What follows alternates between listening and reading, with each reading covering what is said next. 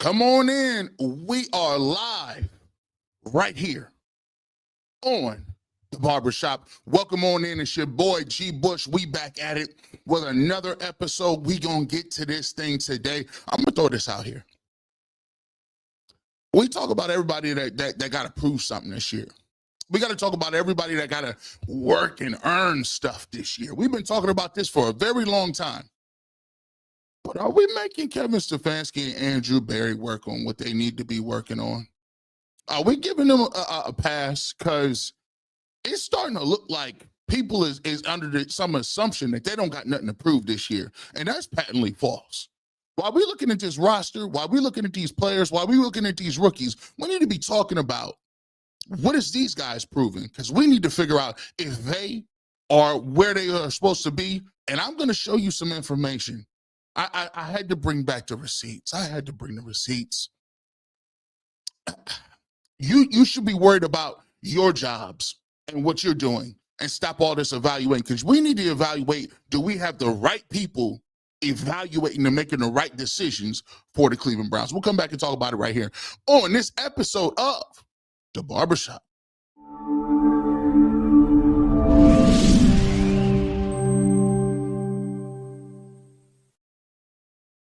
Quality, service, atmosphere. You're next in the chair. Feel at home in the barbershop. G. Bush offers a fresh cut on sports. The barbershop isn't just grooming for guys. It's culture, it's lifestyle, it's sports, and it's now. The barbershop is giving the sports scene a sheer shave and shine. Join the makeover now. Follow Garrett Bush at GBush91 on Twitter.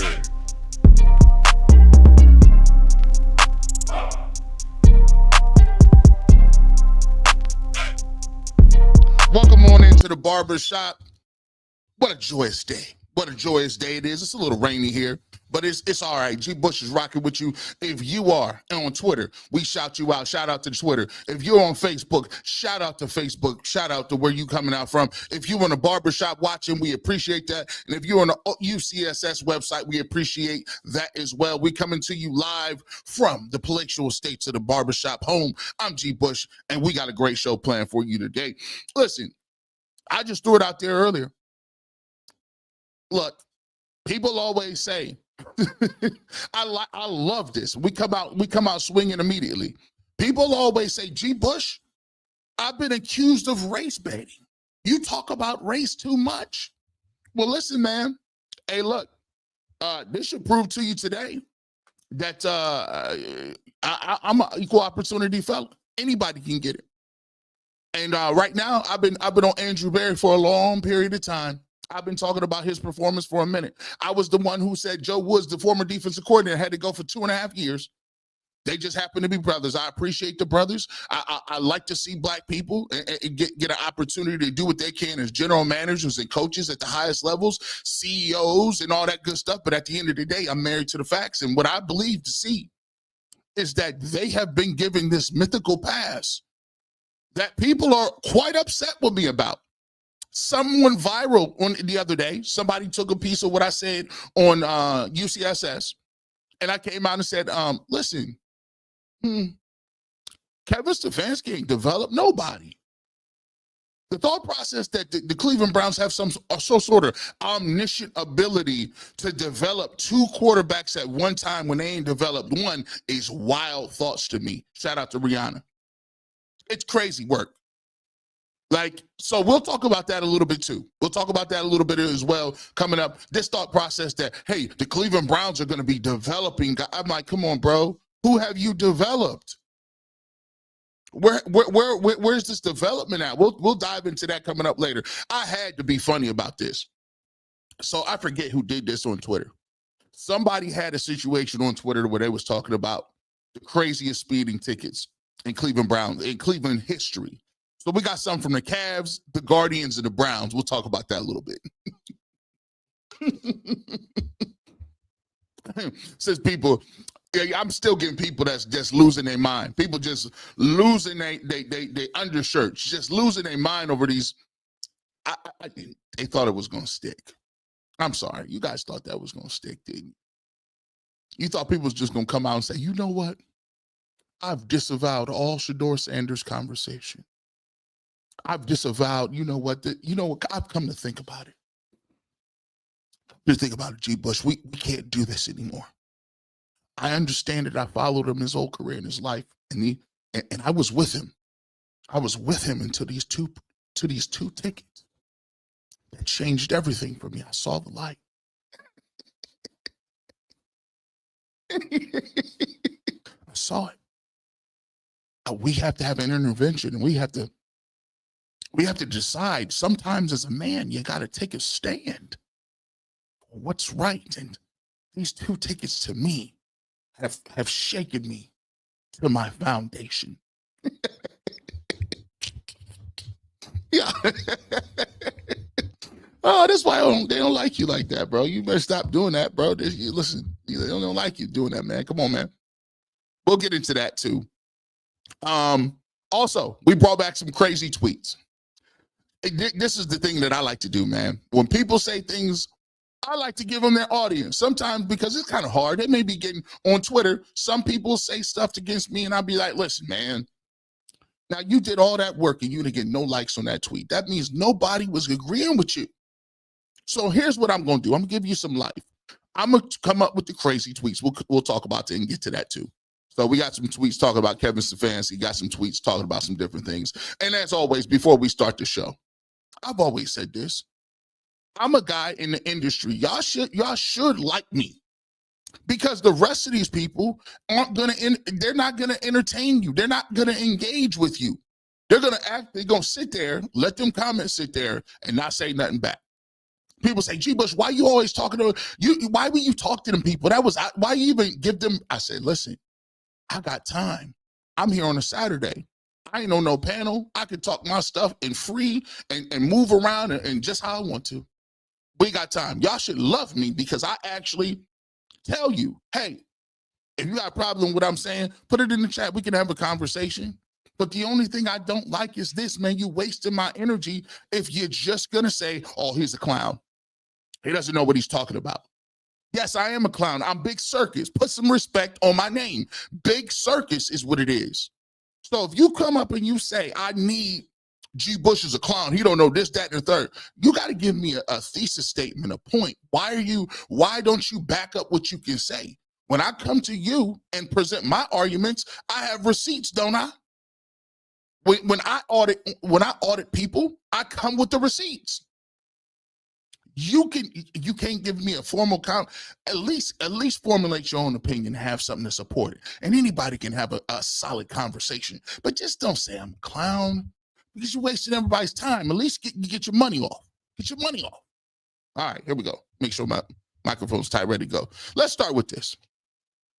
I got a little what's the name here? And we'll set this thing up by Andrew Berry and Kevin Stefanski. What sparked my mind on this was I was sitting there and I was evaluating and looking. And I was going over a lot of different stuff. And obviously the biggest news in the game is the quarterback competition. And the biggest news is, these guys earning reps, these guys earning this, these guys earning that. And as media members, as fans, we always have a great way of saying we need to be earning stuff. These players need to earn this. They need to earn reps. They need to earn this. They need to. And I just keep thinking, what I usually have is a problem in society where there's a hierarchy effect, where if you're on the bottom level, people believe that you intrinsically should be there. That when you're a middle-level management or mid-level associates, they tell you to shut up and just don't worry about it. That's just the way the world is. But once you get up to the higher levels, where they make more money, they get more, they have more responsibilities. They have a bigger say-so in who plays, who doesn't play, how much the organization makes, how much the organization doesn't make. When you get up to the ladders, it's all of a sudden we start to see that when we get to the tippy top level of the organization, all of a sudden, instead of much is given, much is required, much is given, much is earned, it becomes, well, that's just the way it is. Well, we had a bad quarter because it was this. Well, listen, it wasn't his fault He didn't really know nobody was running like the CEOs. Remember the CEOs used to go to these in front of these boards, right? And back in the day when you had so many CEOs or the big companies and they were getting bailed out, the big banks was getting bailed out, the government was giving them all this money to bail them out, and they turned around and still gave them bonuses. How you get a bonus and taxpayers had to bail you out? How you get a bonus? Neither here nor there.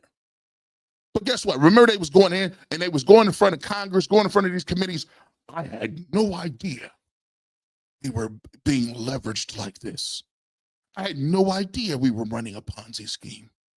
I had no idea that the CFO was cooking the accounting books.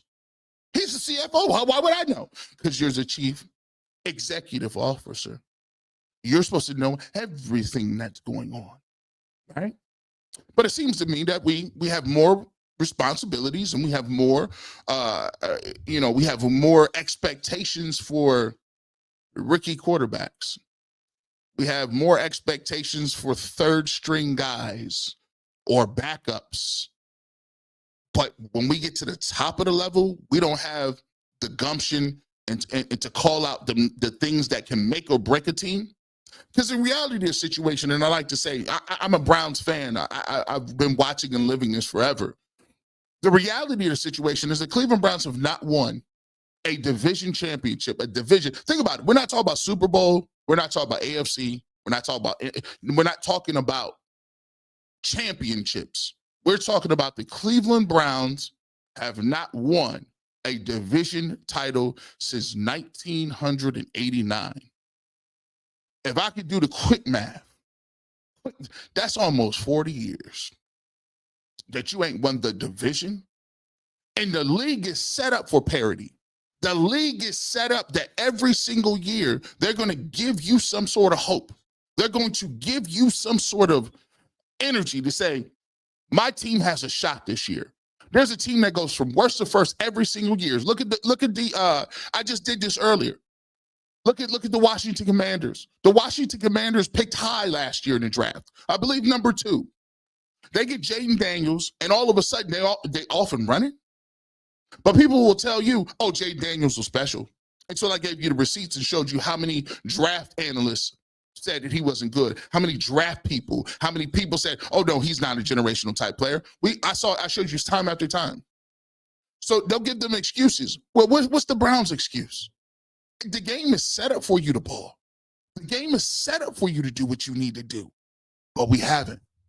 One of the reasons we haven't, not drafting well enough,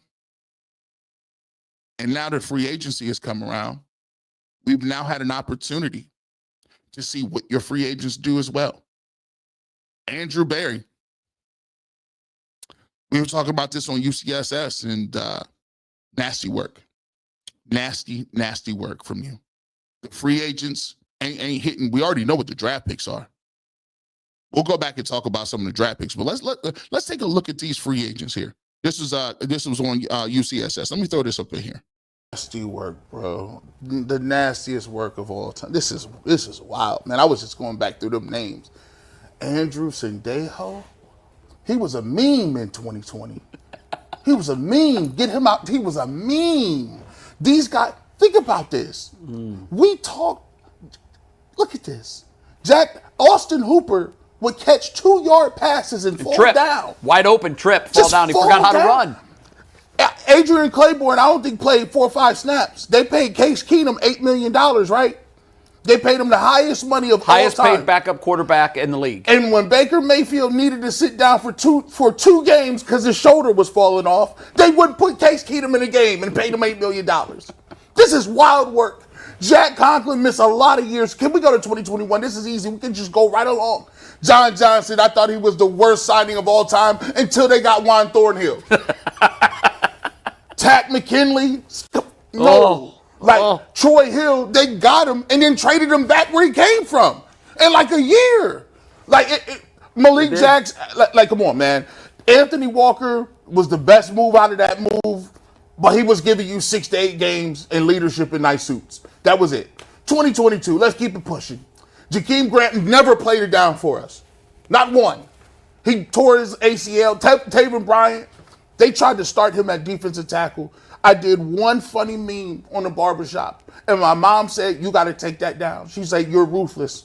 Listen, he was on bended knee. I had Boys the Men playing in the background because that's how often he was getting destroyed up front. Boyorquez, he's been pretty good. Great sign. That's the second best signing of his tenure. But anytime your punter is that good, you're telling me what your squad is. Chris Hubbard was unplayable at times. Josh Dobbs, they got him on the squad, traded him 6 times. I don't know if this is...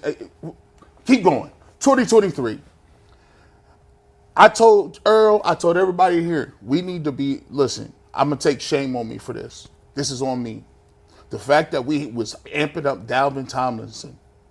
Remember that? The fact that we had Dalvin, the best free agent signing we have is under radar. He had 3 sacks all in one game against the Cardinals, and then that was it. He's a nose tackle. Juan Thornhill, we already know what that is. Obo Akaranko, here's what I can say about him. At least he was a tough SOB. He was really tough. He played with a torn pec or a torn shoulder, or whatever the case may be. But we didn't get the production. Mo Hurst, I liked him. He got hurt halfway through. Marquise Goodwin didn't really play for us either. He got injured. This was crazy. And what is it? Last year? Is this 2024? This one is. Zadarius Smith, they had to move him in the middle of the season. He was good about being in his gap. He gave us great sound bites, and the Pittsburgh win in the snow. Highs and the lows, and 900 yards he threw against the Denver Broncos. Deontay Foreman is a fullback, and they had this man returning kicks for him. Returning kicks. Naeem Hines, we ain't see him at all. No, he's on a milk carton. So that's all, 3 returners. Goodwin, Hines, and the other kid, Jakeem Grant. Yeah. Never, ever touched the field for you. And Quentin Jefferson was so bad that they just was like, listen, we can't play you in the middle of the season. This is the nastiest work I've ever seen. And by the way, when you combine this with the misses in these drafts, with the Jed Wills and the Perion Winfreys and the Tommy Togiais and the Siaki Ikas, this is what playbook do you have? You have nothing to stand on. And don't you come at me and say, G-Bush just wants to be super negative. You give me a comment and a rebuttal. You can't rebuttal this. As you can see, this is not rebuttable. This is not. Listen to the names. We haven't even talked about Anthony Schwartz at receiver, 3rd round pick. We haven't talked about these guys where these dudes not only didn't play, they never even stepped on the field. Some of them couldn't even get on the field, period. And here's your point. We've been, and this is tough to say, we've been bad for so long. We've been horrible for so long that anybody that comes along that gives you a little bit of attention, a little bit of a spark, a little bit of a half, oh, wow, look at that. Like it's one of them people, we all know somebody. You know somebody that be in these relationships, right? And they jump from bad relationship to bad relationship, and you be sitting there telling them, hey man, just go on a date or something, pump your brakes, bro. You don't got to marry. Nah, she it. Said, bro, you just met her. What are you talking about? She it. All right, when we go meet her. Yeah, she coming over to the cookout today. All right, we get the family together, come meet her, and you know what I'm saying? She get over there, in 5 minutes, she gets sleepy. I'm so tired.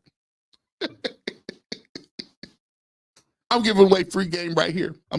Listen, if you have a significant other that every time you bring them to a function amongst your family, amongst your friends, amongst your closest confidants, and they get there and say any of the following words, I'm tired, I'm sleepy, when we ready to go, I'm bored, yawning, half closing their eyes, I don't even like the game. Bro, if you like this man, you better sit there and act like you like this game. You better be, listen, you better be like touchdown Browns. Yes, offside, yes, offside. You don't got to know nothing about the game. We'll be like, oh, bless her heart. She don't know nothing about no football, but she here for Terry. She comes, she be like, she better be, hey, hun. Hey, we gotta go. We're going to your aunt's house. I gotta get me a jersey. You be like, hey, we don't really wear jerseys like that. No, I need to get a jersey. She come in there, you go to Gabriel brothers, Stephen and Bears, get you one of these old, come in here. They got the old Baker Mayfield 6. But it's the iron on, and it don't got no. It just say CLE in the front with a 6 on the back, and some random dog. It don't even be a Browns dog. It'd be like a Cocker Spaniel or something right there. You'd be like, where did you get that jersey from? Bless her heart, she here for Terry. Bless her heart. But that's the thing. You're supposed to be showing up and being ready to go. You don't be sleepy. You don't be tired. You don't be, I don't know what I'm going to do. No, you on your best behavior. Because you know why? You want to put your best foot forward, don't you? You want them to give you an opportunity, don't you? You want them to be like, you know what? She ain't even half bad. I like that. But if you come up in there looking around like,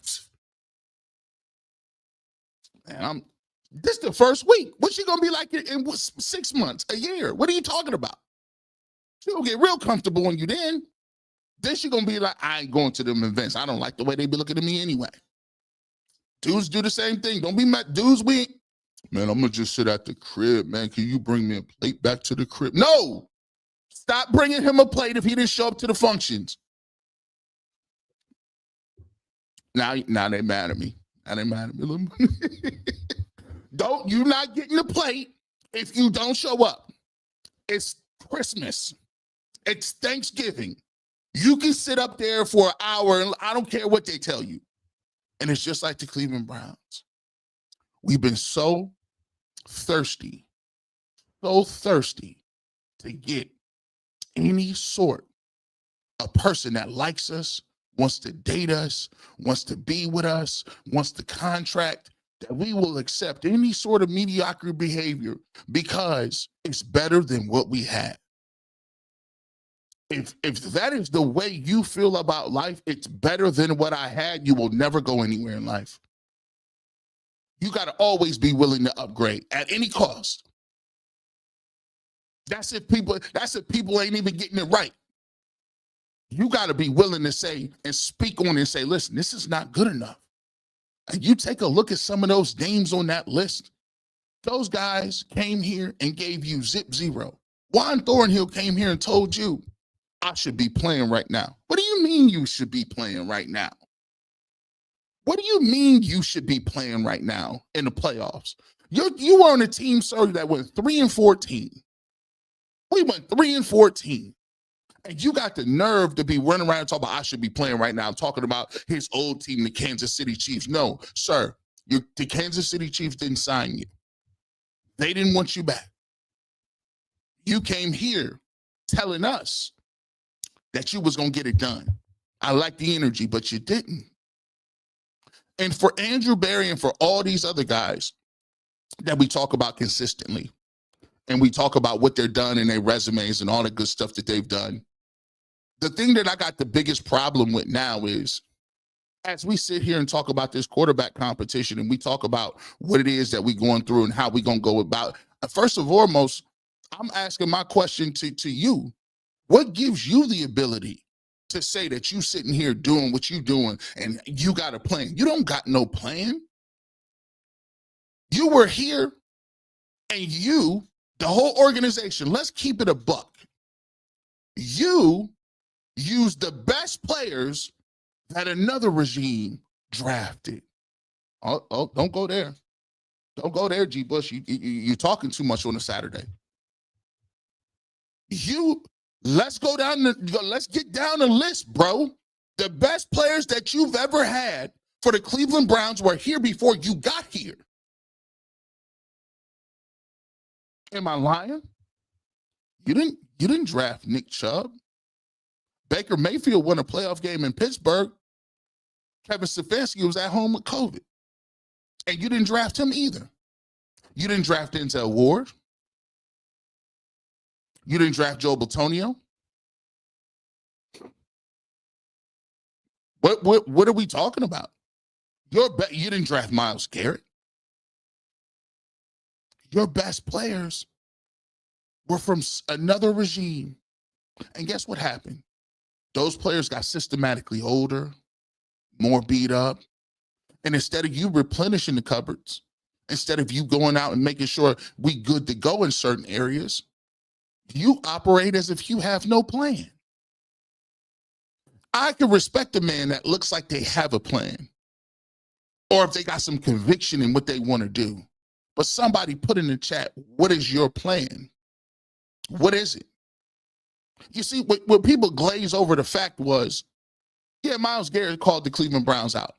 The reality of the situation is Myles Garrett didn't have enough leverage to do what he needed to do. You know why? Because they could not trade Myles Garrett due to his cap hit. You trade Myles Garrett in the cap hit, coupled with the Deshun Watson cap purgatory, you can't do it. Trade's impossible. But what Myles Garrett was actually said was valid. Don't let the outside circumstances cloud what the thought process was. He said, hey, how are we winning? How are we going to compete? What's the plan here? And even when you got to the offseason and you got to the draft, it seems like you didn't have a plan. You see, what happened is, we'll talk about this a little bit, and I got another clip to show you to set this up. Because this is Miles. Shout out to Miles. He works for CBS. And he was on Ultimate Cleveland Sports Show. And he said something that I found that was very interesting. We do all this talking about them having a plan and the setup and all this stuff and how they're going to execute. There's never been a plan. There is no plan. They come across as someone that's always plugging a hole. Instead of looking at your schedule and looking at a strategic set of points and a map that you got, you're just putting out fires over here. Let me go it's water leaking over here. Let me put that out. It's a little fire right here in the back. Let me get that together. It's smoke over here. Well, hold on. Listen, there's some invaders at the front door. Nah, when you at war, when you trying to do things, you can't be out here worried about, okay, well, there's a plague over here and people is having a famine. Back here, we don't got no food, no resources. Over here, there's a fire. Over here, there's water. Over here, we got termites. There's a whole army at the front gate. And at the back gate, it's a whole bunch of orcs. You're just trying to put them out one by one. That's not a plan. We slipped and lucked up into Shedeur Sanders. You know why? Because there's multiple factions inside the Cleveland Browns organization. From day one, they said, we make collaborative decisions. Well, when you make collaborative decisions, when the decisions don't go right, who do you blame? You see, that's why doesn't it seem like they're tied together? Well, that's why we mentioned Stefanski and Barry and Stefanski, Barry. Don't it seem like they're tied together? Why is that? CFOs and COOs and CEOs ain't tied together. One of them could get fired immediately. The accounting department ain't tied to the marketing department, is it? No, you the head of the accounting. You had but here, you got the owner. You got the analytics led by Dee Podesta. You got the coaching staff, and then you have the front office and the scouting. 4 different factions, 4 different say-sos, 4 different opinions. That's why everything is disjointed. That's why everything looks the way it looks. When you look at the way they drafted, don't get it twisted. The end product can look nice. You can look at the end product and be like, oh, okay, worked out well. I wanted Shedeur at number 2. They got him in the 5th round. It can look nice, but was that the plan? Because if that was the plan, it's hard to explain. What are you doing at 3? What are you doing? You look at this roster. What are you doing? And by the way, when people tell you, oh, our quarterback's in next year's draft, even if the quarterback is in next year's draft, you still got problems with the plan. I'm gonna let him talk. Let him get to it. This was on Ultimate Cleveland Sports Show. I go back to the draft and I hate the strategy. I mean, I don't like if you are going to draft a rookie quarterback, right? And you're going to draft that rookie quarterback in the 3rd round. First of all, I didn't love trading out of number 2 overall to pick up, when you could have a guy in Travis Hunter who seems like a ready-made. Say that aloud. First of all, shout out to Travis Hunter. Shout out to Travis Hunter. Let me say that again. Let's get to that. Shout out to Travis Hunter, who's going to be a monster in this league. There's still people that still salty about that move. And people try to act like, well, Travis Hunter isn't going to be, I don't think he's going to shut your mouth. There's one thing I'm not taking no slander. If you've never caught no footballs or been tackled or done nothing, I will take no Travis Hunter slander. You, sir, or you, ma'am, have no clue. Don't tell me. Time out. Listen, this is the point too. I'm tired of all these Ricks and Bobbies and Chucks and whoever your name is. I've been devoting my life to watching and playing football. Most of the people I hang with either play professional football or are some part of the game or coaches or general something. Shout out to Chad Brinker. He's a general manager. Shout out to all the Josh McDaniels of the world. I'm not name dropping. I'm just letting you know that when I'm hanging out doing stuff, it ain't hanging out doing stuff at the water cooler. I'm hanging out doing stuff with people that do this for a freaking living. And you telling me Travis Hunter ain't nice? When you say Travis Hunter not nice, you get your cards taken away. Your medals are gone. I can't have conversations with you no more if you don't think Travis Hunter is good. What are you talking about? Some more saying like LeBron's not good. My goodness. See, this is a problem. We give everybody a platform. We let everybody get their social media off. This is the crazy part about it. If I went to NASA and said, hey, look, I think you're doing your rockets all wrong. Let me see your blueprints. Yeah, listen, I think this design could be much better. Let me see. Let me get with your engineers, and we'll look over some of the blueprints, sir. Sir, what are your qualifications? Oh, I stayed at Holiday Inn Express. I like Star Wars too. I think I loved how the second Death Star was. I thought the second Death Star was much better really built than the first one. You know how stupid that would sound? See, the problem with society today is people are just smart enough to not understand that they don't know shit. You don't know nothing, bro. At all. Clueless. You throw a couple buzzwords out and all of a sudden you're an expert. No. We got to start here's how you deplatform people. All right, I got to go. Let me give me some coffee. Superstar, like a true blue chip guy that you can't just bring into your building, under most circumstances. I get though. I can understand that strategy, right? I get trading out of number 2 to number 5. You pick up another 1st round pick. If the Jags are bad this year, that means that could be potentially another top 10 pick, right? Like that I get the strategy of that. And, everybody says that the defensive tackle out of Michigan, really good, so like if he comes in, pairs well with Myles Garrett, that can be a W for you, especially picking up another 1st round pick next year. I can even justify picking Dylan Gabriel in the 3rd round, right? If you really believe that he is a high quality backup, fine. Like, I don't necessarily think that. I watched a lot of OU because one of my best friends out here is a big OU guy, so I watch a lot of OU college football.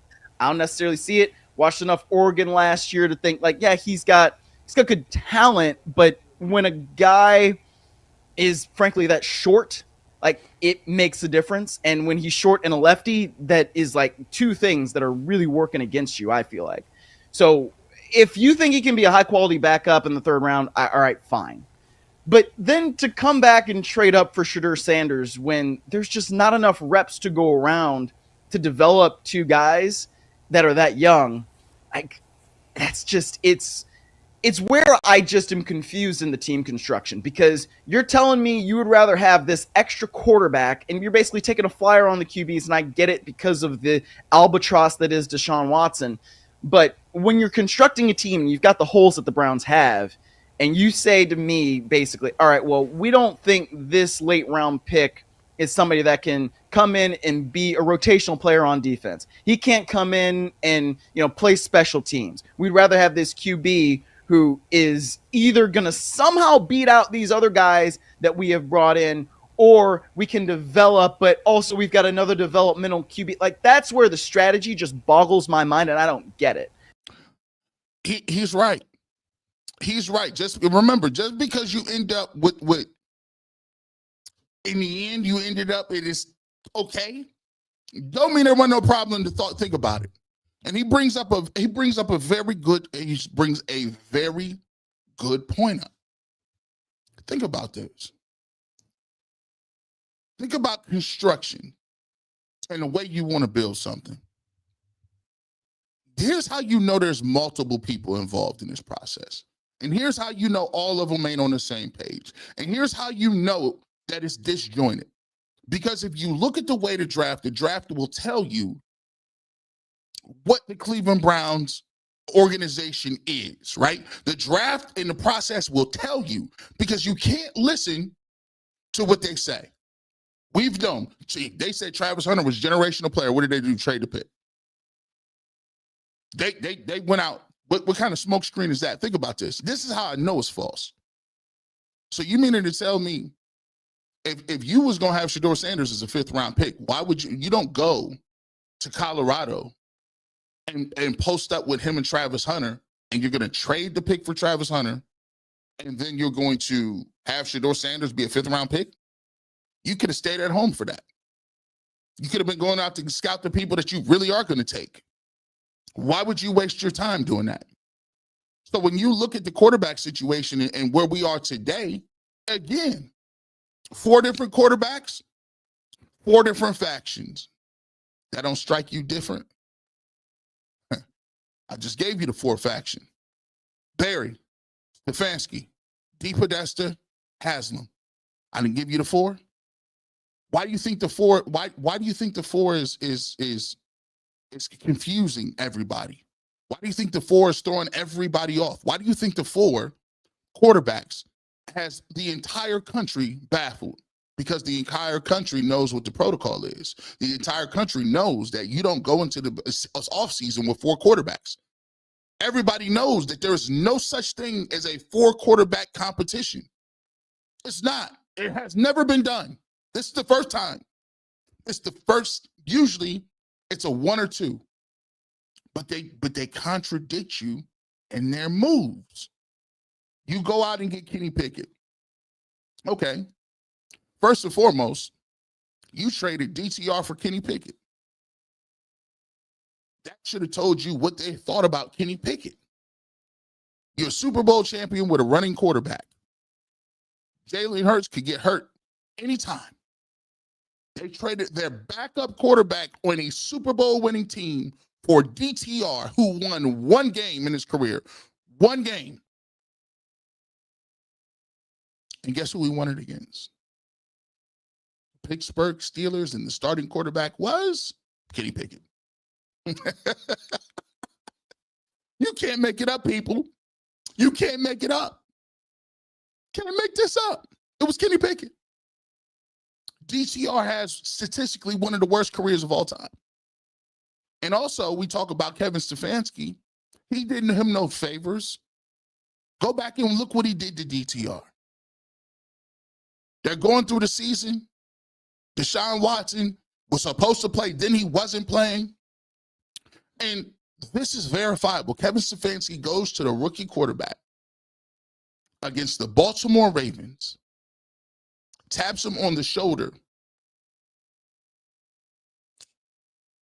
Saturday, Sunday morning. He says, you're the starting quarterback. They asked DTR in the press conference, when did you know you were starting? Saturday.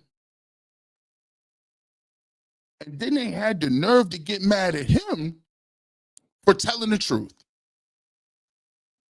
You think that's bad? They came back again and did it the very same thing the next year against Pittsburgh this time. When did you know you were starting? Friday. This is what I'm talking about. That's what I'm saying. That's malpractice.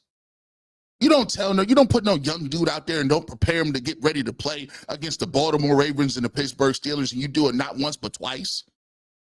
And we give passes for this. We give all these passes, right? This is verifiable.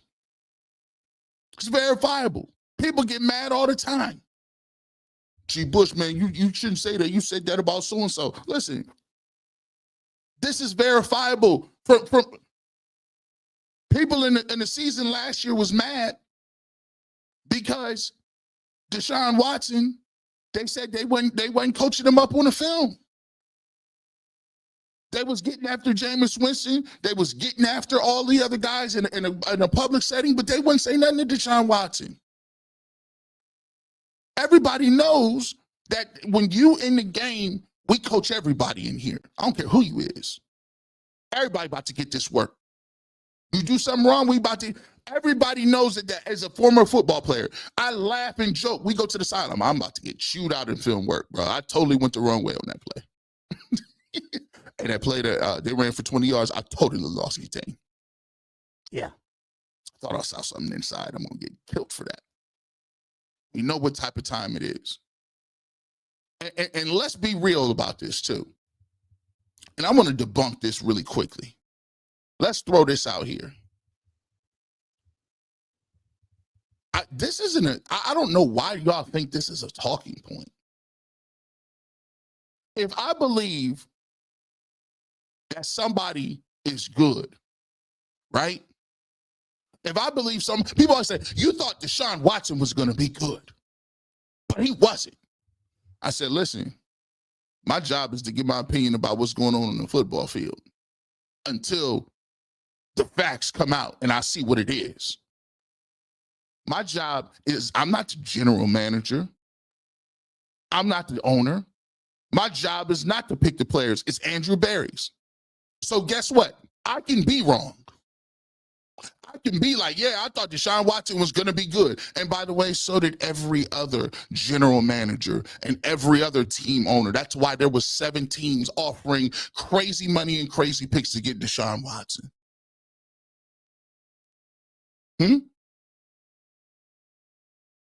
Wasn't just me. But that's a red herring. My job ain't to pick the players. It's his. My job is to be entertaining and tell you what I think. So when you're saying how does because I thought Deshun Watson was going to be good, that lets Andrew Berry off the hook because that's actually his job? When you say, well, Baker wasn't good, but listen, yeah, it's up for them to decide whether if Baker Mayfield is good or not and to move on. They made the decision. I didn't make the decision. That's what they get paid to do. And if I was in that position, I might think a little differently than I think now because it's not my job. So, yeah, when you say, oh, the fact that Baker Mayfield is over somewhere playing better, that is a strike on your resume. What are you talking about? He's thrown for 4,000 yards 2 times in a row. He's been in the Pro Bowl. My question is, why couldn't you get that out of him? Just asking. Deshun Watson was good in another place. He came here and it wasn't good. Maybe he was shot. Maybe he was mentally prepared, baked. Maybe he just didn't have it no more. But guess what? That's kind of your job. When you go get Case Keenum and you have Case Keenum and you pay him the most money for a backup in the league, $8 million. You got him for a reason. When Baker Mayfield got hurt and you should have sat him down, you didn't. Baker came back and said, I'm playing. Whose job is it to decide who plays or not? It's the coach's job. You didn't sit him. His shoulder got worse. You lost the rest of the season. You didn't make the playoffs. Then after the season, because you had friction, you had to trade him. G. Bush didn't sit in the meeting and do that. He did. What? Come on. Let's keep it a buck. We'll get to Stefanski in a second. I'm gonna get to some of these conversations. We got some things to talk about. We have been with Shador since he was 12. That ain't happening, G. Bush. Hey, listen. Marnat 73. Hey, they thought it was going to work. They thought it was going to work. Hey, speaking of, let's get to this. I'm going to throw this in. I wasn't even going to go here. But I'm going to give you something here because I think it's funny. You guys should get this. They thought it was going to happen. Man, we about to hear. They was back there talking to each other on these text messages. Yeah, man, we got him now. Got these speeding tickets, boy. He ain't even seen this coming. Here's what we're going to do. You're going to go do this interview. You're going to go do this one. Come off like we really care, like we passionate about this thing. But we gonna hammer him though. He ain't even gonna see it coming. Watch this, by the way. Let me throw this out there. 1,200 people, wherever you at, hit that like button. 1,200 people, hit that like button. I'm gonna do this before I could do the other one. 1 second. P. Rothstein. Gee, I have no faith in Andrew Berry. What picks or free agents have truly worked out? The last general manager drafted all the talent. Stefanski only looked good with Kirk Cousins in Minnesota. That's it. That's it. That's all. Kirk Cousins' best years was after he left, too. Let's be clear. All the numbers. He has never, and out of all of the time we've been here, P. Rothstein, out of all of the times he's been here, he's developed no receiver. The only top 10 pick that he got was Jed Wills, who is not in the league anymore. Not even in the league anymore. He took him over Tristan Wirfs. Okay. Not in the league anymore. He's never developed a receiver. Not one. When they got here, he had Odell Beckham and Jarvis Landry.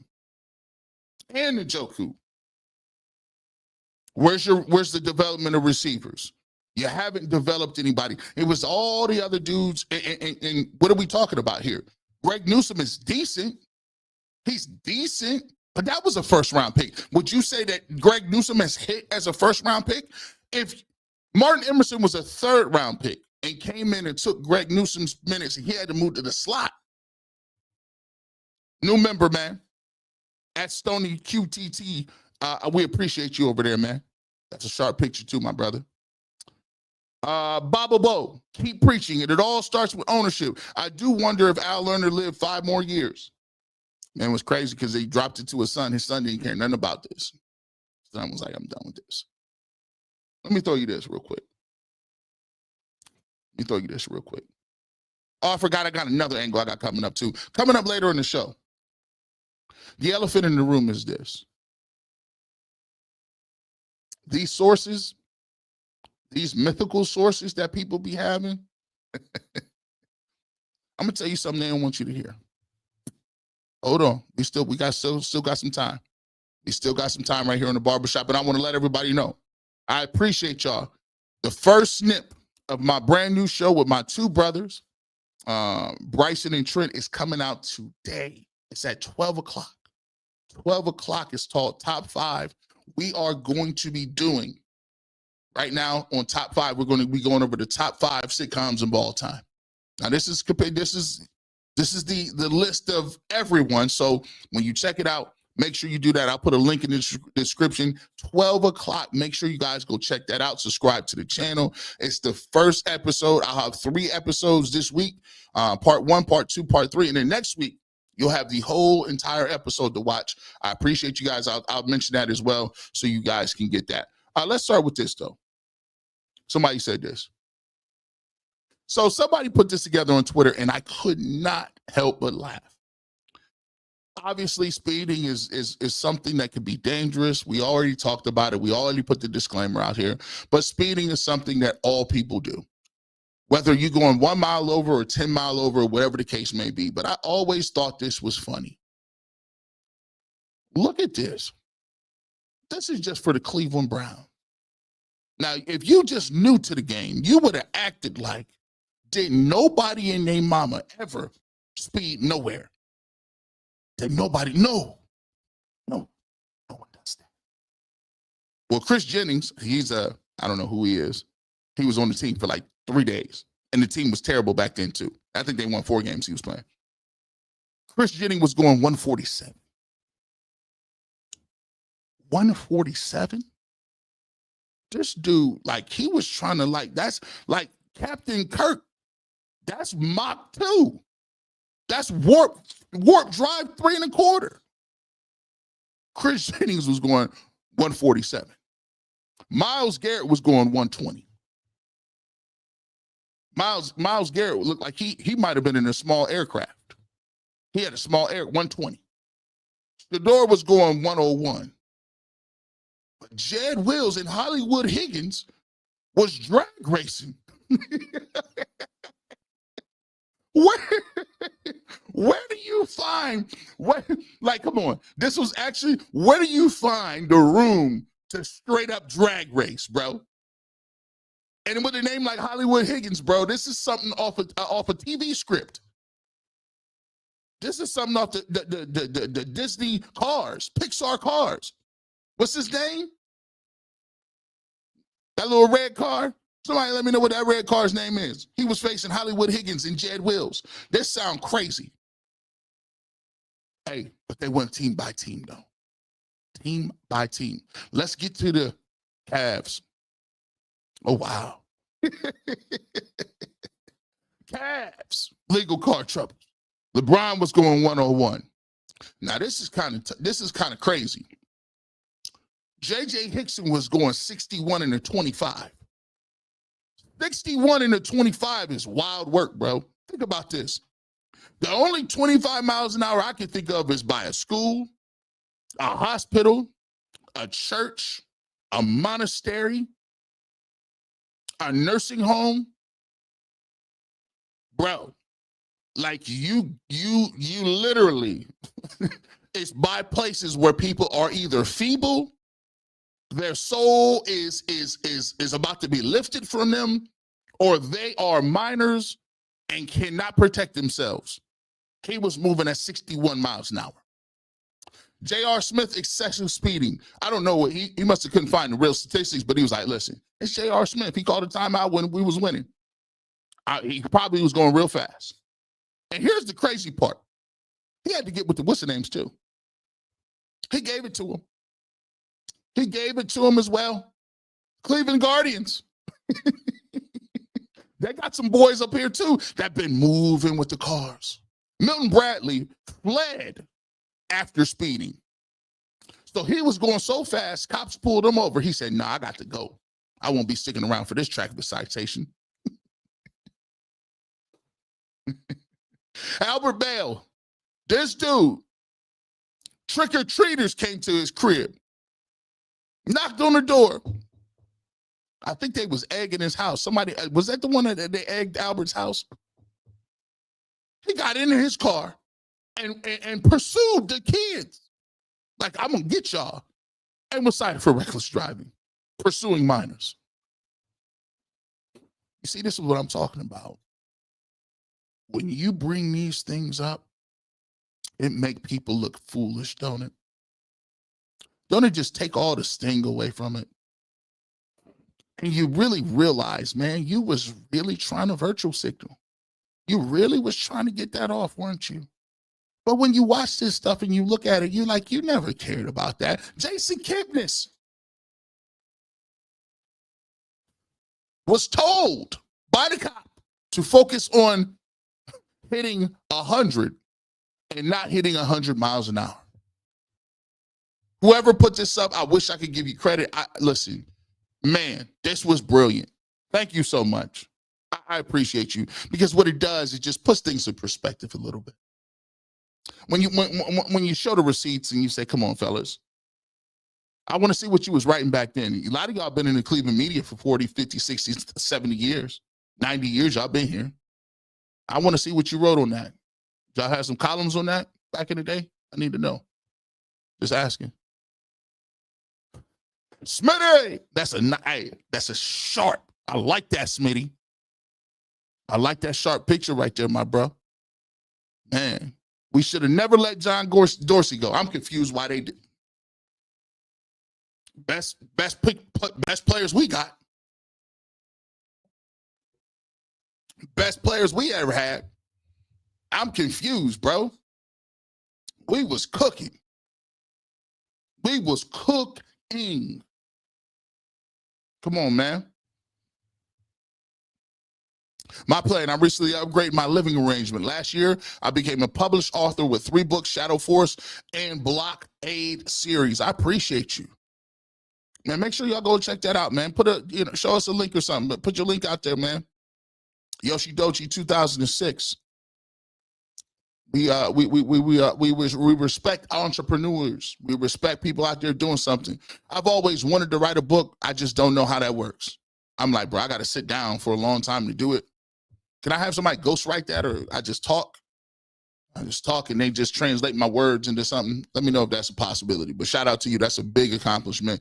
We appreciate you jumping in with us, and make sure you go check that out. Support that. Let's get to a couple more of these live joints. Good morning. How you doing? Let's go.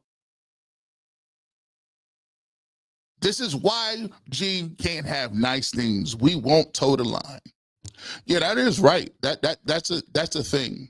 I always say this. Look, there's always something out here that says, look, if you just play nice.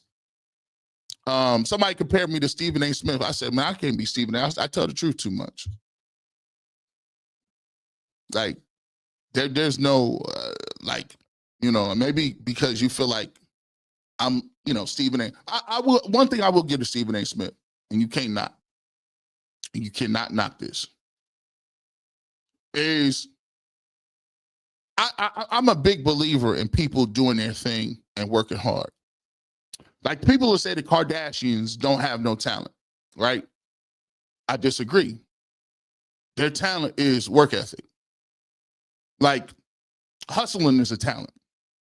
Because my coach used to always tell us, you should be willing to play as hard as you have to play harder, so that either somebody physically can't play as hard as long as you, or they don't have the mental fortitude to stay mentally tough to do it. That's a skill set to me. Being able to get up every single day, if you're a Kardashian and know that camera is on and know that you have to have makeup on and know that you got this, trust me, sometimes I look at it. I got cue cards. So sometimes I look at it. Don't take this. This is cue cards from my show. Top 5. Watch it today. Sometimes they got cue cards and I'm like this. I look at the schedule and be like,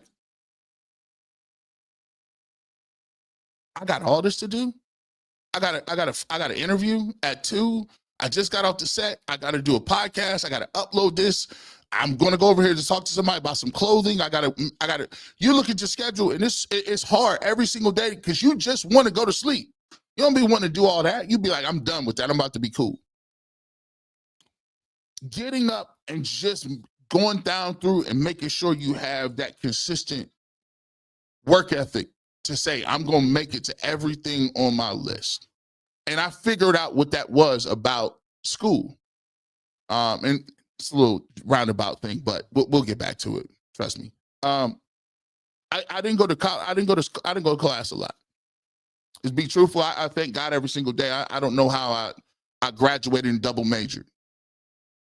I don't know how I did it because I don't remember going to class all like that. But the coaches used to always punish you because they said you gotta go to class. I'm like, listen, all I need is a syllabus. You give me a syllabus, I can study for that test. The only thing we have is a midterm and this little group project and a final. Why do I need to be there? But you know what they was trying to teach us though, is that going and showing up is half the battle. Showing is half the battle. We might not think of it like this, and we might not understand it like that, but they was trying to teach you a point. Discipline. Discipline. Yeah, you may not need to go. You might not want to go. You might actually do pretty well. But there's going to be some things in life that's not going to come easy to you. You're going to have to show up for that. You're going to have to do some extra work. You might have to get in some study groups. You might have to go to the teacher's open office hours before and after. You might have to be emailing. You might have to get with somebody. Everything ain't going to come easy to you like that. So what you got to do is sometimes they teach you the discipline now to say, hey, the reason we wake you up at 5 and make you run and lift and max out squats, and you're so sick and tired and you're giving it up because you're fatigued, and then they get you up again and they're like, okay, well, that was 5 to 6. We're going to run, we're going to lift, then we're going to watch film, then you're going to go to breakfast, then you go to class from 2 to 6, then you're going to go to study tables. You're like, dang, bro, I just did all that. Well, that gets you prepared for now. Because then you can always look at this schedule that I just threw down and say, boy, you ain't doing nothing but talking on a microphone. You remember when you used to have to get up at 5 and 6 when your body was hurting and people was looking over you and making you run and lift and max out? See, I can never be mad at it now because I tell myself, this ain't no work. It's a blessing you get to sit up here and talk that talk, and they're going to pay you to talk like that. Bro, come on, bro. You had real jobs, and that is the reason why. Now, bring back to Stephen A. Smith. Shout out to Stephen A. Smith. He's one of the hardest working dudes in the game. Hardest working dude. He got 17 jobs. He busts his tail, and you can't take that from nobody. You can't. I don't care if you don't like the Kardashians or Stephen A. Smith or Skip Bayless. These dudes is willing to be uncomfortable to get that bag. You may like them, you may not like what they say, but you can't never knock a man's hustle. If you waking up every single day, you can never be stopped because you're gonna put one leg in front of the other, and before you look, you're gonna turn back. You're gonna be like, dang, I came a long way. That being said, that was a little side. We get back to it. We appreciate you for letting me have a little grace and move how I want to move with that, man. So we kind of talked about this a little bit. Let's get to Kevin Stefanski. Now, Kevin Stefanski is not the same as Andrew Berry. Here's my problem what I got with Kevin Stefanski. He's been 2-time coach of the year, and I think that muddies the waters a little bit. But also remember, his peers, they vote for that. Media votes for that. So when you talk about Kevin Stefanski and 2-time coach of the year,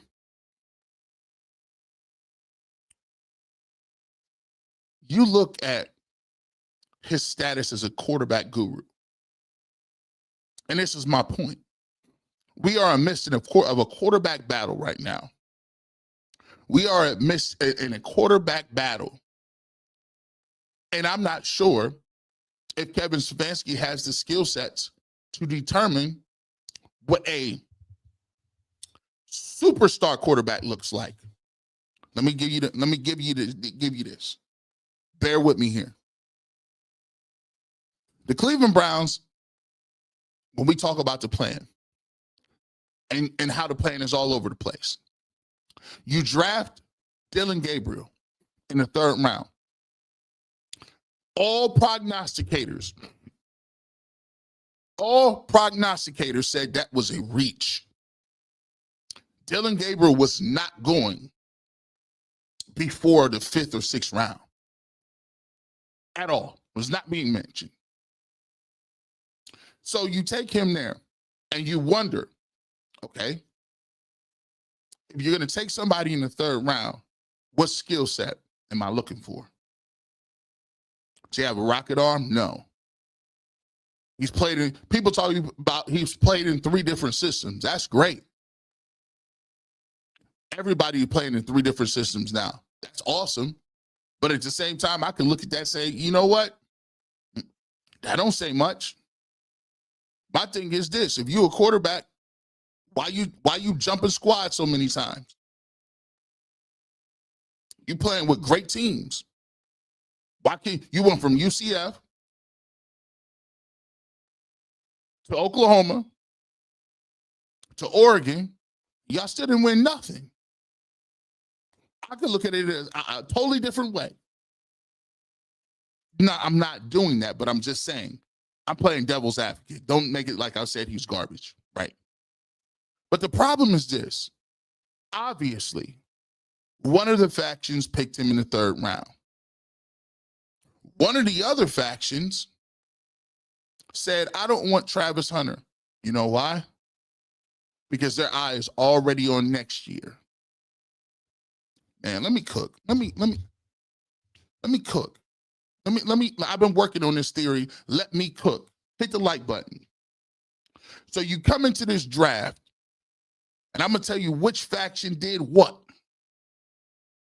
You come into this draft, and you got the number 2 overall pick.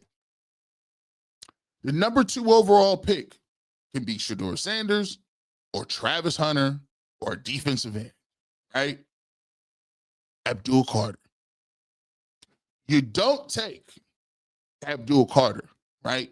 Think about this. They took Mason Graham, and Abdul Carter could have been the other end. Everybody said that Abdul Carter was better than Mason Graham, but you passed on him. You then passed on Ashton Genty. You passed on Travis Hunter. And you got Mason Graham. Not saying Mason Graham might not be somebody. He could be. But I'm just saying. Just saying. You don't take Shedeur Sanders at 2 or 33. To me, that was the Andrew Berry move. Andrew Berry was convinced by the front office that he had time to play, that he got a vote of confidence that he was going to be here. And so for him, his magic move was, let me wait till next year. Because you know what? I need Arch Manning next year. I'm locked in. Locked in. Never move me for Arch Manning. I'm the one who got Arch Manning. I'm the one who maneuvered and got the pick. Let next year so we can package something, but he don't understand. You see, to even get that pick and packaged, you're going to need to be bad this year. You're going to have to be all-time bad now. And being all-time bad now does what? Put stress on a coach that was 3-14 last year.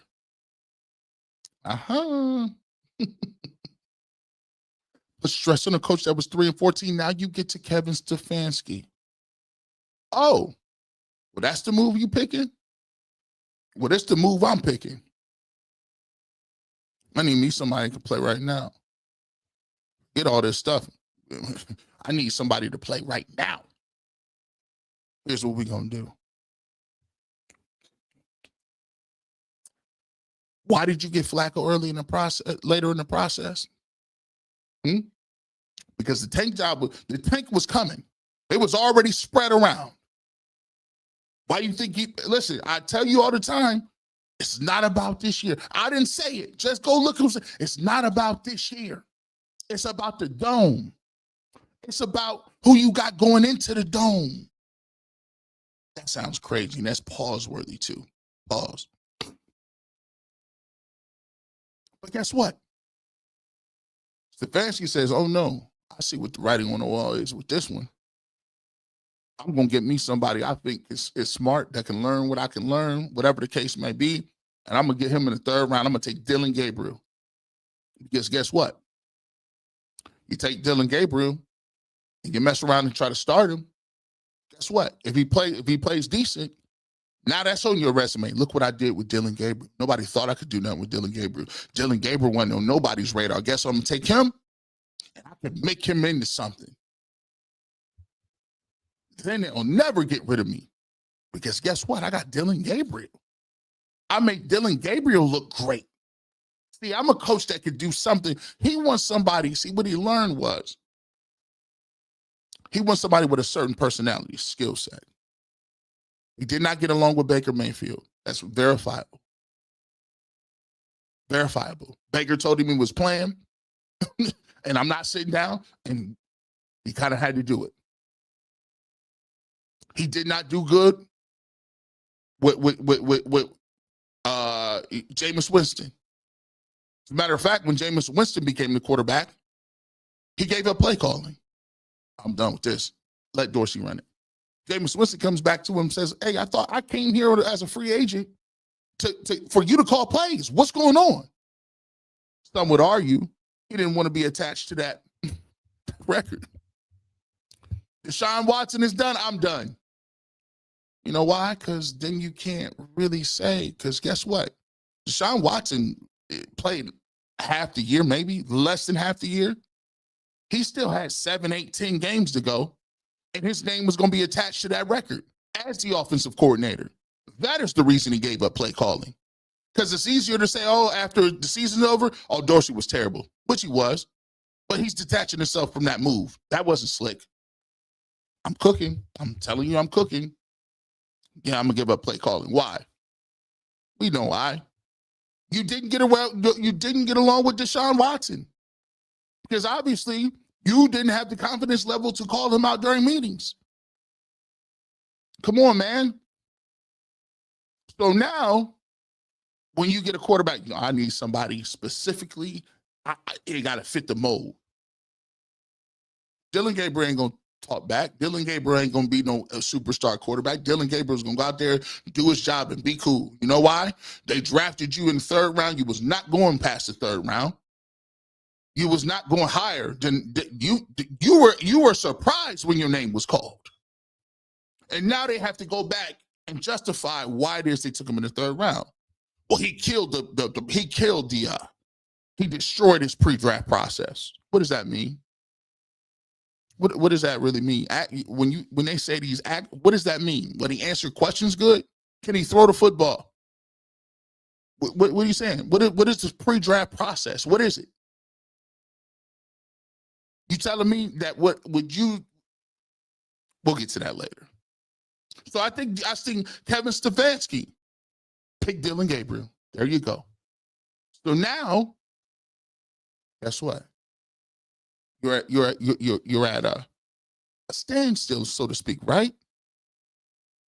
Because now all of a sudden, Andrew Berry is banking on the fact that we're not going to be good next year.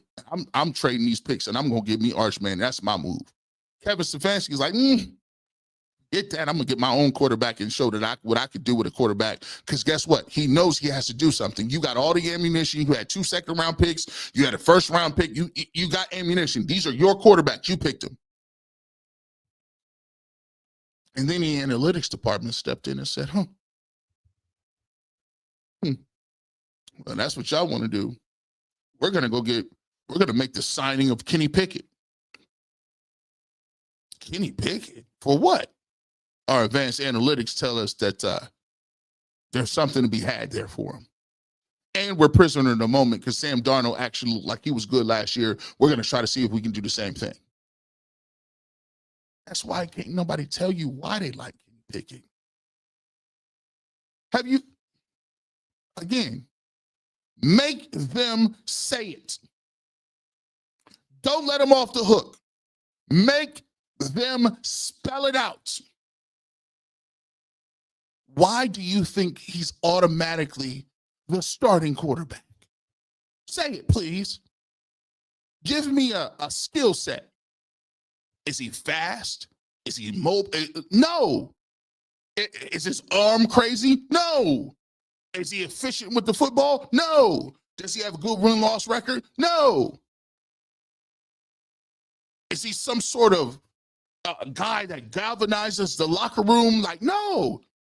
They can't tell you why. They just keep saying, but I think that Kenny Pickett is going to start. Why? I just think so. Okay. I'm still looking for the stats. I'm still looking. So I think the analytics department said, let's go ahead and do that. Yeah, let's look at that. Let's look at that. And then you have the fourth faction. The fourth faction is this. Good old Jimmy Haslam. You see, Jimmy Haslam, by the way, who probably is going to be the owner, the primary owner of the Milwaukee Bucks coming up here in a little bit. You see, Jimmy Haslam, he had a conversation, and he's emotional, and, you know, he's the owner of a team, and the owner of a team cannot pass up a great marketing opportunity. I think they even talked about it. They sat there and presented their PowerPoint presentations to him. He said, cool, I'll go with that. Take Pickett first. He'll start some games for us. We'll transition into Dylan Gabriel. All good. And we got this pick for next year in case Dylan Gabriel ain't even good. If he's not good, who cares? Kev, we'll let you pick out another quarterback. Hopefully we get Arch. Cool. But then you know what started happening? That slide started happening. Which, by the way, I don't believe the slide was. By the way, by the collusion article. But the collusion article, by the way, I was going to do that story. If you haven't watched it, you're going to go back and watch it. But Mike Florio broke the collusion story, basically saying that the league is colluded with holding players' contracts down. I believe the league colludes when it comes to draft picks. I believe the league colludes when they drop stories and information to different reporters. I believe the league colludes when it talks about how much we're going to pay you or what we're not going to pay you or what the suspension is going to be. I thought it was very ironic that the league just came out yesterday with the news that Justin Tucker will be receiving a 10-game suspension that was broken by Mike Florio talked about that. And I find it very ironic that news came down the day after the story of collusion broke. See, they're good at burying stories. Oh, y'all got a collusion story? Miraculously. See how little any outlet talked about it. We talked about it here first. Look how little people talk about it. Because the league does a very good job of pouring cold water on any stories. You think these folks, you think a bunch of these folks that don't talk to no players no more, that ain't got no inside sources, you think they're not getting that information? Here's how we gonna handle this. And so we eloquently pointed out here that Deshun Watson got 11 games after Sue Robinson, the judge, the federal judge, retired federal judge, who was put over that process, gave him 6 games. Yet and still, the league came back and appealed to themselves and gave him 11 games. You say, what does that have to do with anything, G. Bush? What are you talking about? Well, I think it's funny because Sue Robinson was not involved in Justin Tucker's position. Wasn't even involved. It was a negotiated plea deal that Justin Tucker and his representative took 10 games. You know why it was negotiated off the books? It's because they no longer needed the optics of saying, we're going to be fair and equitable, and we're going to put a female retired judge over this case.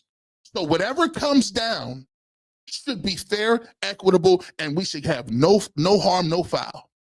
But it backfired on them. She came back with 6 games, and they had to say, well, We still got to punish them. We got to punish the Cleveland Browns for doing that with that Deshun Watson contract, and we got to get that together. So we're going to give him 11 games. Justin Tucker gets 10. And, by the way, stays out of the news. Now everybody wants to talk about the Justin Tucker 10 games instead of the collusion the day before. Mike Florio even laughed and joked, said, it's funny how they broke this news and funny how nobody talked about the collusion news. I said, well, Mike, you got to understand something now. Did you think they were going to give you that bone? Did you think they were going to throw you a bone with that? These fellas are smart, boy. They are smart. You don't get to be a billionaire by being a dummy. You just don't. It don't work that way. But when you look at Kevin Stefanski, and we go back to it, Kevin Stefanski, he wanted Dillon Gabriel. Andrew Berry, punt. We'll take Kenny Pickett and take these L's.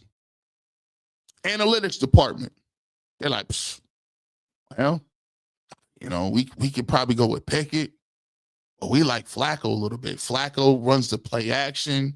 He's cheap, 40. We don't got to deal with him. He'll be in and out. The fans already wanted him. We're good. So they go Flacco, Gabriel, Pickett. Whoever comes out the veteran is the veteran leader. We can move one of them, and then we keep Dillon Gabriel as the backup. When we losing a bunch of game seasons out of toe, we go ahead with Dillon Gabriel. But one thing happened. The salesman, Jimmy Haslam, said, listen, I got to get this stadium improved. I got to get this stadium approved. I got 3-14 ain't gonna get it done. This fan base is looking kind of thirsty. We got to figure something out. The Deshun Watson thing sucked the energy out of the stadium. He said, I might want to inquire. I want to inquire about Shedeur Sanders. And I think he might have won Shedeur Sanders at 2 or 33. He held off because the advisors held off and said, okay, Jimmy, hold tight. They drafted Dillon Gabriel in the 3rd round, and the plan looked like it was going to be complete. Jimmy held off long enough. There ain't no problems. But then the 4th round came. And then the 5th round came. And then they woke up. I don't know who said it. I don't know what happened between the time he went to sleep and when he woke up. They went out and when he got up that next day, he had the resolve to say, I don't care what y'all want. I want this dude right here. Because more than anything, owners want to swing for the fences. Billionaires don't get to be billionaires by taking no risks. At the end of the day, he's a risk taker. He said, give me that dude. Give me that dude. And when the king says, give me that dude, what you do, you scramble. They scrambled, moved around, moved some things around. I believe he talked to the league a little bit. Hey, listen, I'm going to take Dillon in the 3rd round. You make sure Shedeur be there in the 5th. I already said I was sorry about the Deshun Watson. This is why, G. Bush. This is why you can't have nothing nice. You can't be dropping no jewels like that. You're dropping jewels right now. And I'm not talking about Santana. They take him in the 5th, and you end up with a country divided. Because now, unbeknownst to a lot of different people, what they're finding out is he can actually play. Hold on. Because that's what happens when you're not a good talent evaluator. You actually don't know who's good and who's not. You're guessing. Because all of the people that we see you bring in here, they're not balling at quarterback. Most of them, you're like, what are you seeing that? Why are you running this play? Why don't you have a top 10 offense? You don't like receivers? Think about it. If you were going to just tank this year and lose all these football games this year, why would you draft any quarterbacks? This is how you know. What are you guys doing? If you're going to tank, all you had to do is go get Flacco and Pickett. If you want a competition, none of them are going to be here past this year, and just lose games. But you know what you could have done? Instead of taking a quarterback in the third round and a quarterback in the fifth round, you could have took a receiver because you have none. You could have took another linebacker. You could have took another tackle. You could have taken anybody else that would have helped your organization do what you actually wanted to do, which was tank and get a quarterback next year. And it would have been much easier to do it with these two old quarterbacks. But now you're confused and convoluted because now each one of you is sitting around with conflicting roles, moves, and how you want to proceed forward. And that is why every single person you talk to has no clue on who the quarterback is going to be. Pro players, TJ Husmanzada. I talked to somebody who said it was Pickett and Gabriel. I talked to Jason Lloyd. He said Flacco looked the best, but I think Kenny Pickett gonna start. Mary Kay, I think Dylan Gabriel's up for the job. Shador is on the other field. And Pickett is the starter. You ain't got to ask Aditi what she think. Pickett all day. But then you get people like Hanford Dixon that say, nah, he about to be the next dude. I'm going to compare him to Lamar Jackson and Joe Burrow. You get guys like Kurt Warner, who says he can throw the ball. Drew Bledsoe, he can throw the ball. You keep saying, Zach Jackson said Dylan Gabriel has zero chance to be a quarterback. You saw Miles say, listen, he has some limitations. This is why you're getting all of these different, because everybody got a different agenda. Not one band, one sound. The trumpets is doing something. The saxophones is over here. The bass drums and the timpanis and they all off. The crash cymbals is, no, it's not cohesive. So when you start talking about how it is somebody needs to step up and show this and show that, how you going to show something in a room full of people who have no clue about what they want to do or why or what rhyme or reason? It's confusing. There was no plan last year. Ask yourself, think about this. We're gonna get to this and we'll keep it moving. But I just want to say this so we can act like this is not refutable. And if you are going to call me a clown or a loser, at least give me some clown or loser rebuttals. Because what I'm kicking is not refutable. I'm waiting to see it. Here's how you know there's no plan. The year that they went to the playoffs with 5 different quarterbacks. 5. Deshun Watson got hurt after a few games. You had PJ Walker. You had DTR. Then you got Joe Flacco off the couch. You were running what you wanted to run. You go to the playoffs, you lose to the Houston Texans, but you're 11-6. You run off records, the Browns are in the playoffs. Myles Garrett is the defensive player of the year. Jim Schwartz, the defensive coordinator, is the assistant of the year. Head coach Kevin Stefanski is the coach of the year. They sweep the awards. How is it in a year that you do that, the offensive coordinator gets fired?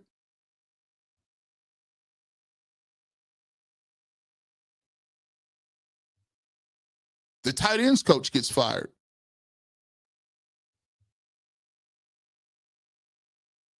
Running backs coach fired.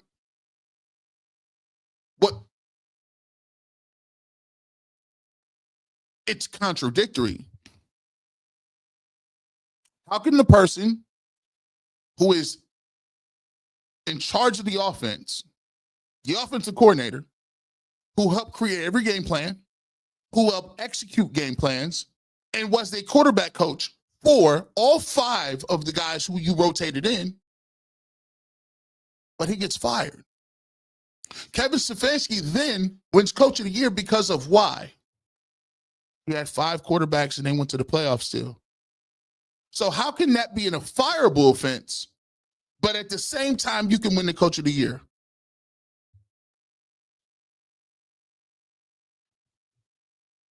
You can't make this up, people. How is that a feather in your cap, but the offensive coordinator gets fired? Then the next year, you got a brand new offense. You bring in Dorsey to be able to throw the ball with Deshun Watson. Nasty work the first 6 weeks. And guess what? Who was calling plays? You were calling plays, Kev. Those were your plays. When Deshun Watson goes out, you gracefully bow out and say, Jameis Winston, you're going to work with Dorsey. Why don't you keep calling the plays, bro? I'm confused. Now I'm cool. I'm going to concentrate on other things. What? You were still the most penalized team. I'm going to concentrate on what? What you weren't concentrating on not having penalties. What were you concentrating on at the end of the 3-14 season? See, here's the reality of the situation. We're talking about all 4 of these quarterbacks and what they need to be doing and how they need to be doing it and all that good stuff. But guess what, man? I think your coaching staff and your front office need to be reevaluated as well. All of this noise and jargon about how high and mighty they are and how great they need to be and how people need to toe the line. No, they need to show the organization and they need to show the fan base and they need to show that they can prove their worth. All of this talking, and let's be clear about it. You won 3 games last year. You ain't won nothing since 1989. Stop all the high and mighty stuff. And it would help if people actually held them accountable and stopped running around rubbing their shoulders, but it's not going to work because everybody want to show. Kevin Stefanski ain't never pulling up on a barbershop. He's welcome, but I don't need him to pull up on a barbershop. I ain't pandering for nothing. At the end of the day, it's balls and strikes. Right now, you're out of there. I'm just playing. Get to your comments. Guys have been balling. Let me pull this down. What is Mary Kay's obsession with Shedeur Sanders? He moves the needle. You can either talk about the 3rd-team fullback or the 4th-team running back or who's going to play offensive tackle, or you can talk about Shedeur Sanders. And that's what people are going to choose to say. Now, here's the thing, though. I don't think the exception I got a problem with is I don't like when people are like, why are you so popular? I don't understand that, the line of comments. And the other thing I don't like is that people is running around acting and pretending like you can't play football. Like they almost want to say, why are you so popular? Because we don't think you're good. We're trying to figure out why people follow you and we just don't think you're good. Add the we don't think you're good part. Because that's the part people missing and leaving out. People say, why, and trust me, it's correct. When people say, why is Kim Kardashian so popular? It's because people in their mind have already filled out the second part of that statement. Why is she so popular? Because I don't think she does anything. Why is she so popular? I don't think she's talented. Why is she so popular? I don't think she's that intelligent or smart or does it. That's the second part of it that nobody will say out loud. You're like, oh, okay. Why are you so popular? Because I don't think you that nice. That's where we be at.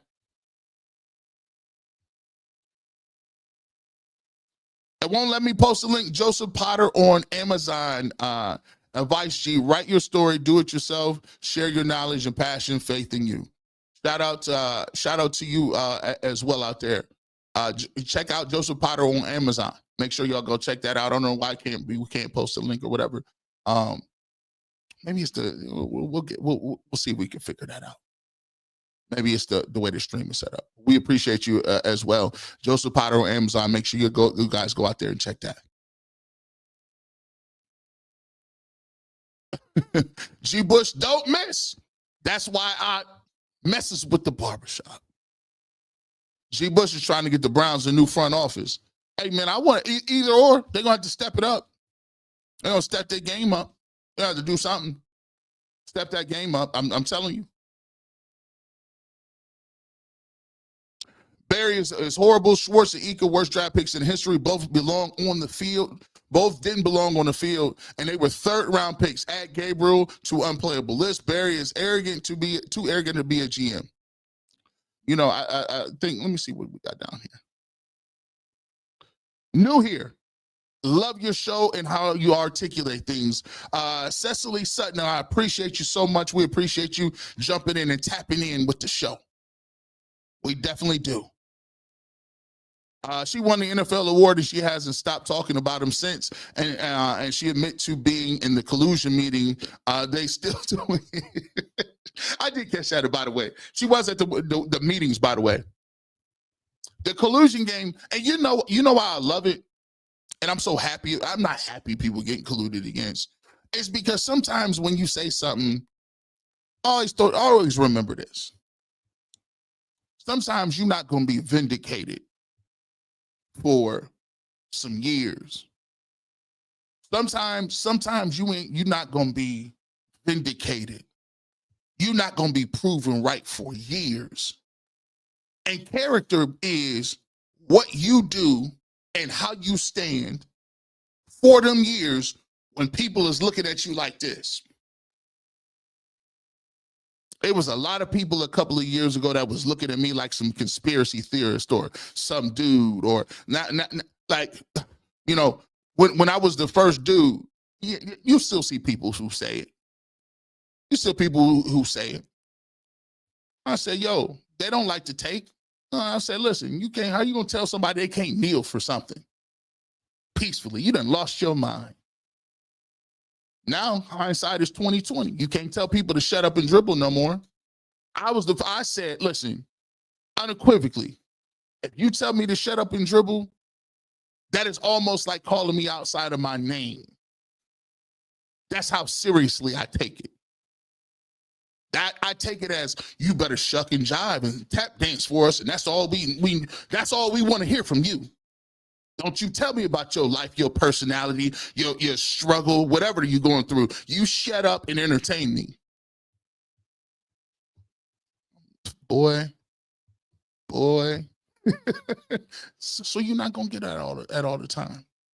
But I told people back then, I said, everything that the NFL does, that ain't got nothing to do with they trying to get morally together, figuring out what's right. They trying to figure out how we gonna keep making this money and not giving y'all no money. And they keep looking around. I told people earlier this week in the NBA, the reason why owners are selling teams in the NBA is because the salaries is getting wild. When owners can't meet payroll. See, now a lot of them old mom and pop dudes, think about it. The Lakers just sold for $10 billion. Think about the flagships in the game. Mark Cuban sold the Dallas Mavericks. The Buses sold the Lakers. The Celtics were sold. Dan Gilbert just sold 15% of his squad. These is billionaires. You see how the level of game is going up? I keep trying to tell people what's happening outside is the shift is taking place. It's a bunch of new rich people now. They got rich over the pandemic. They ain't paying no taxes neither. Now you got to be super rich to own a team. You can't just have I own a team, I'm rich. No. You need to be like, I own an Amazon. I own some land. I got an oil field somewhere. I do logistics. I got patents on computer. You better be, I'm a hedge fund. You got to have super money because now you paying dudes $300 million, $400 million. Guys got it, and then you paying luxury taxes. Look at baseball. Shohei Ohtani makes so much money. He said, listen, to be able to do something with the team, here's what we're going to do, Dodgers. You just pay me, you defer my payments. That's crazy. They put his stuff in an annuity and pay him $1 million a year. This dude is going to be rich forever. That's how much money he's banking. They have to defer it because they can't make payroll. The NFL sees this. The NFL sees this, understands it, and says, under no circumstances can we start to divide this pot up like this. We cannot pay quarterbacks $500-600 million guaranteed, because when you start guaranteeing it, what's to say that we can't guarantee? And we're looking at the fact that Roger Goodell gets to run the whole thing. So when you appeal the league, you appeal back to the same person. There's no equal arbitration or arbiter. What are we talking about? It's the most savage sport. It's the sport that, it's the only sport that you can say, yeah, we signed you for 3 years, $125 million, but after the second year, you don't get guaranteed nothing. It's wild. And they willing to go to the mat to protect it. They don't care if they got to text message each other. We will not be paying so-and-so, or anybody will be paying so-and-so that amount of money. Why Cleveland want all their athletes humbled? Man, you always be asking me these questions. Here's what it is. Why do people want you humbled? Why do people want you to? Because there is a healthy love-hate relationship between athletes and regular people. Regular people who go to work, they do 9 to 5s, and I get what those regular people do. Regular people in the United States, they don't get time off. They don't get PTO. They want to give you a 2% raise, 2.5% raise, but inflation is going every single year. So whatever the cost of living, I'm not even getting a cost of living wage adjustment. That little 2.5% you give me ain't a bonus for what I do. That's just that's the outpace inflation, right? People going to work busting their tails. They sink their ideals into sports, right? So they think that this is my ideal. I'm gonna leave reality and I'm gonna hang out and I'm gonna watch my favorite specific team. The reason why they got an issue with it is because they perceive that athletes play a kid's game and make more money than they'll ever see, which is true. Yet and still, because they are invested, their heart, body, and soul. I always talk about how football has become a sort of a religion, which is not no disrespect, but when I mean religion, it means people, they act fanatically when it comes to it. So they're not giving up their team. They're not giving up the sport. They're going to continue to watch. But the reality of the situation is it's a love-hate relationship. They see you as a person, but they also see you as a commodity, as a sort of toy, as a sort of throw it away, discard it, we'll get another one. And because they do believe where they at, you're closer to where they're going to be than they'll ever be to an owner. We don't challenge authority figures in this country because maybe one day we might want to join that certain authority group, but they don't understand that's not happening. So they lash out at the players and they want them to be humble, and because they believe that they're little toy soldiers, so to speak. We talk about it all the time.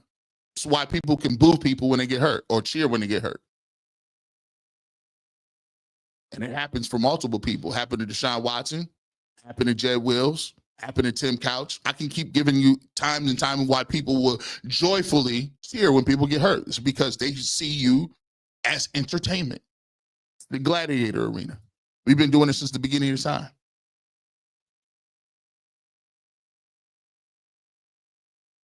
Hey, Mr. King, G, you had the audacity to call SGA a supermarket.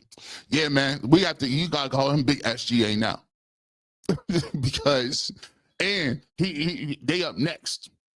They up next. You can't even look at SGA no more. You can't foul. Can't even look at SGA no more. Lawrence RBE. That's been my concern, and is the organization, assuming 12 does what I expect, and they are quick to fully support him. How do you think this plays out? Well, here's the thing. Usually how this really works and plays out, Lawrence, thank you for the super chat. How it usually plays out is this.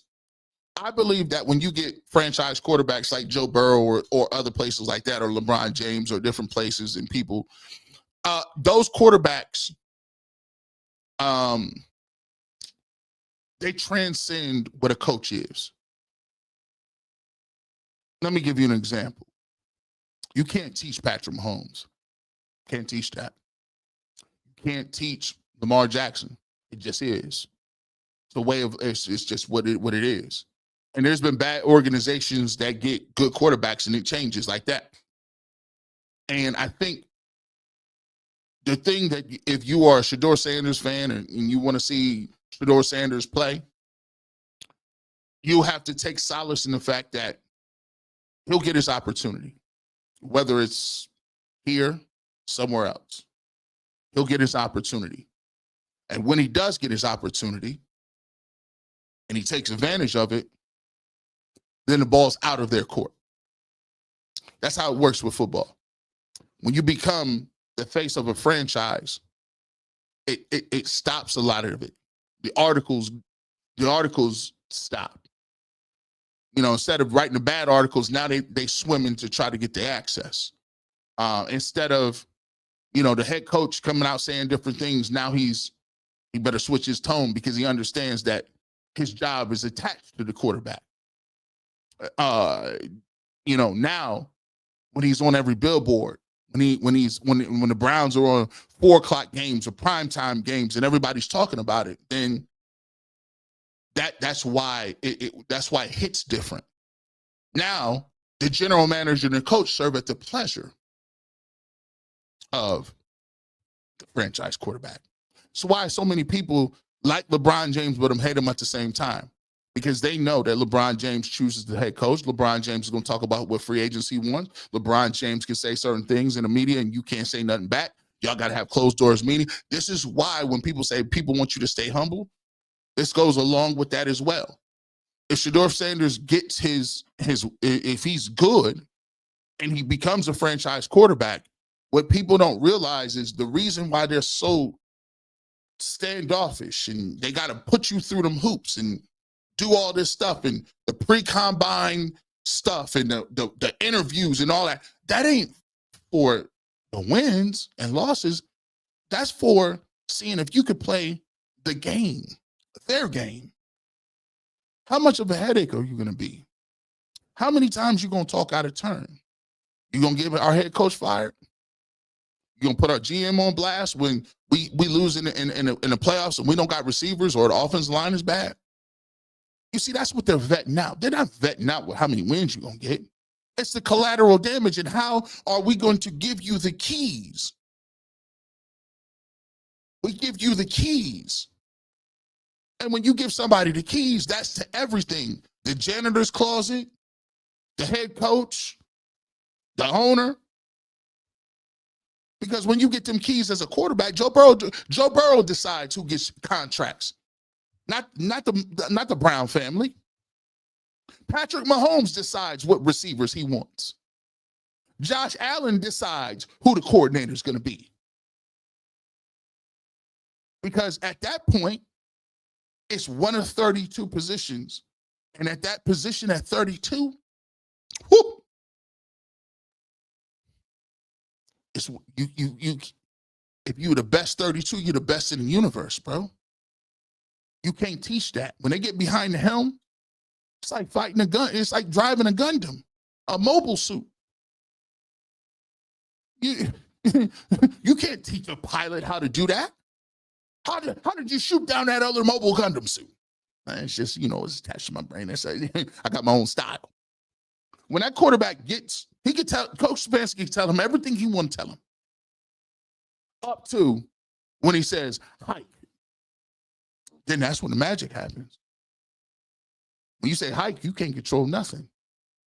And in them 3 to 5 seconds, I control the world. I decide where the protection scheme goes. I decide if I'm going to look off for safety. I decide if I want to audible. I decide if I want to take a deep shot here. That's the scary part. When you're the franchise quarterback, they give you control over everything.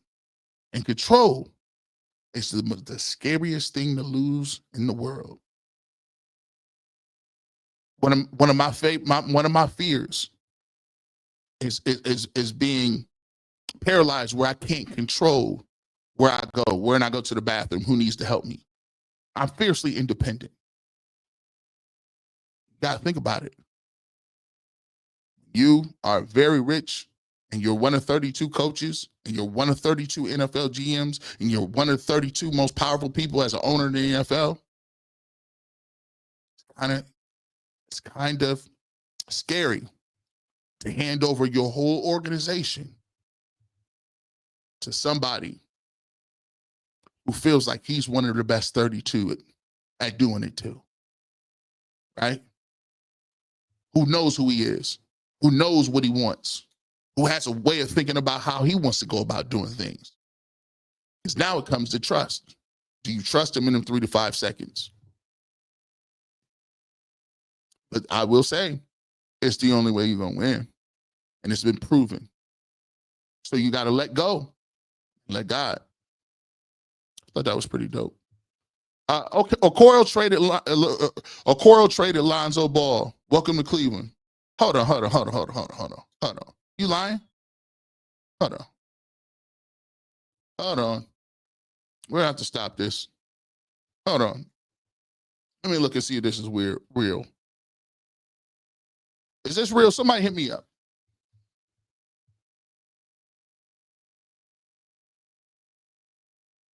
Is this real?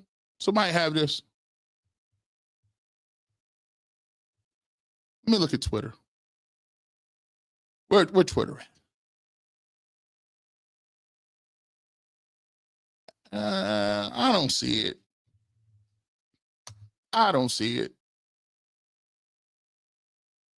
Oh, here it is.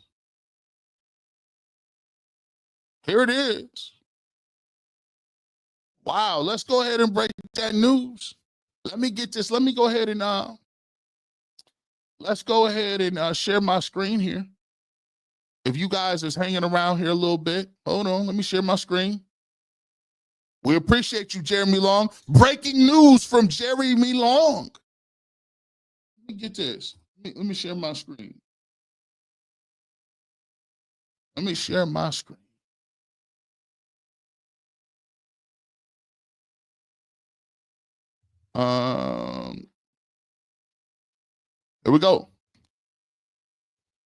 Here we go. This is from Big Play. We'll get Ball is Life. ESPN Cleveland has this. Let's just take a look at this one. Lonzo Ball has been traded to the Cavs for Isaac Okoro per Shams Charania. By the way, if Shams say it, it is what it is. Let's go ahead and break this down. The Chicago Bulls are trading Lonzo Ball to the Cleveland Cavaliers. So the Cavs traded a good defender that can't score for a good defender that can score. I have no idea what I'm doing. Who else? Shout out to this is my college roommate, by the way. Chris Foreman says this is a weird trade for both sides, maybe more so for Cleveland. Okoro's is such a huge minus on offense that I understand why the Cavs would ship him out. But bringing back Lonzo Ball with his injury history is perplexing, to say the least. But listen, here's how I think about the trade off top. I look at the trade like this. Look, man, the trade is wild. I don't know if the trade is crazy, because I look at it as if Lonzo Ball can come back and play, it's a steal, because Isaac Okoro was such a minus. However, it is kind of perplexing a little bit. I wonder how this. I want to get into the weeds of this. I want to see how what does that put him in the second luxury tax. I want to see how the contract works. It's kind of weird. So yeah, shout out to Shams for that, and shout out to we just broke some news, man. We just broke some news here. We got to do some research on that. We appreciate y'all as well. Before I get up out of here, let me get this. Before I get up out of here, a second, I'll throw this out here. Where we at? We'll just do this one.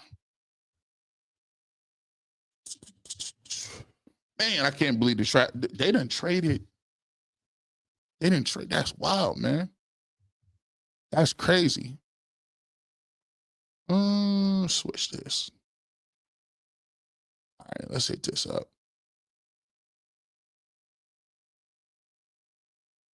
Let's hit this up.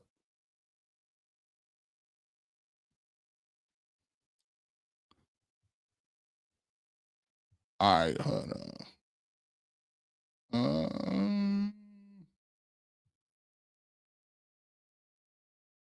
All right, we'll share this.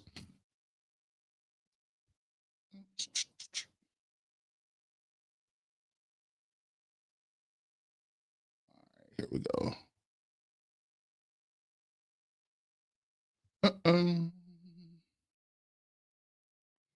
Let's see.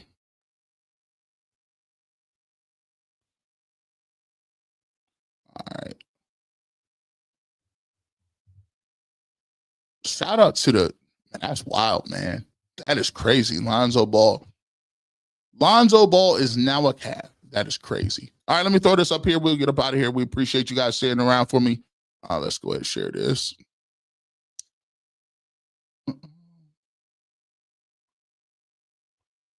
All right, coming up, about a half hour. Make sure you check out Top 5 List. We got our first episode dropping today. It's a little snippet. We will be dropping it. It comes out at 12 o'clock. If you can, follow at Top 5 List right now. Shout out to 194 people. All we have is shorts right now, but our first full-length video is coming out today. Make sure you check that out. Top 5 List right now. You can check it at Top 5 List. We got some shorts that we've been playing. We just dropped a couple of these. This is a little snippet. I think I see a tiger. And his name is Tony. Frosted Flakes is like for the athletic kid that's out there. You're like, oh, if you're going to eat some cereal, you better eat these Frosted Flakes. You always see Tony and Tiger around and people with little kids, baseball games. They're playing soccer in the commercial. It reached a lot of kids for movement and playing around. And by the way, it tastes great. It's amazing. It holds up well in milk. It don't get soggy too quick.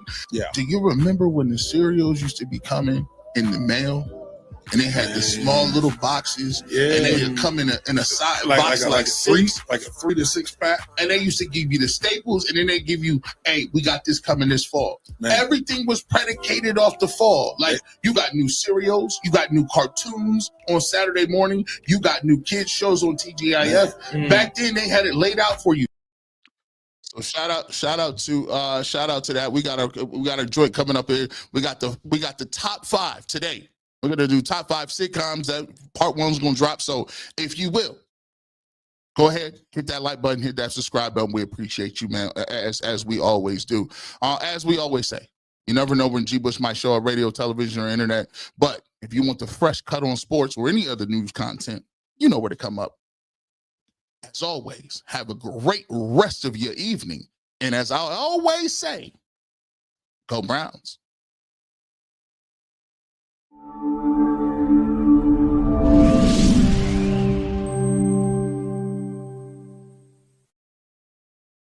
Quality, service, atmosphere. You're next in the chair. Feel at home in the barbershop. G. Bush offers a fresh cut on sports. The barbershop isn't just grooming for guys. It's culture, it's lifestyle, it's sports. And it's now the barbershop is giving the sports scene a sheer shade and shine.